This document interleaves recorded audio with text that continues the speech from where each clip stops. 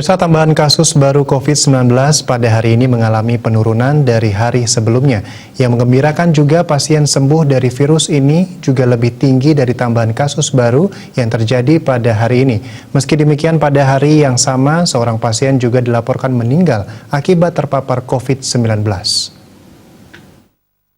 Berdasarkan data Satgas Penanganan COVID-19 Provinsi Bali, sebanyak 85 orang dinyatakan sembuh pada hari ini, sehingga total pasien sembuh saat ini menjadi 11.838 orang atau 91,65% dari total pasien yang ditangani Bali. Sementara tambahan pasien baru yang terpapar COVID-19 pada hari ini sebanyak 68 orang.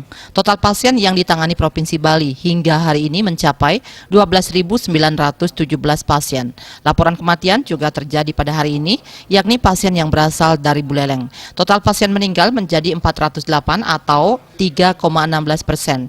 Di pihak lain, pasien yang masih dalam perawatan per Rabu hari ini sebanyak 671 pasien atau 5,19% dari total pasien yang ditangani. Untuk mencegah penyebaran COVID-19 makin meluas, masyarakat diminta selalu ingat pesan Ibu dengan menerapkan 3M, yakni wajib memakai masker, wajib mencuci tangan dengan sabun di air yang mengalir, wajib menjaga jarak dan hindari kerumunan. Dengan penerapan perilaku 3M ini, Indonesia segera terbebas dari virus corona menuju Bali bangkit, Bali era baru, Indonesia maju. Wartawan Bali Post melaporkan.